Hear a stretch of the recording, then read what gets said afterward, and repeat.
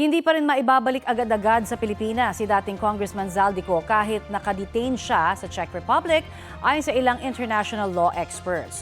Paliwanag ni Attorney Melissa Loha, ang magagawa lamang daw ng Pilipinas ay pakiusapan ang Czech Republic na i-deport si Ko kung totoo ngang may European passport ang dating kongresista. Pwede pa rin daw yan iapila ni Ko. Mapapadeport lamang si Ko kung papabor daw ang Czech government sa gobyerno ng Pilipinas.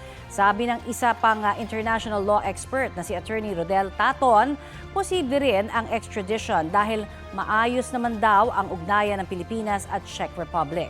Ang problema, walang extradition treaty ang dalawang bansa at mas lalong matatagalan yan kung mag-a-apply si Ko ng asylum. Wanted si Ko para sa mga kasong graft at malversation kaugnay sa substandard flood control project sa Nauhan, Oriental, Mindoro. Dati nang itinanggi ni Ko ang mga akusasyon.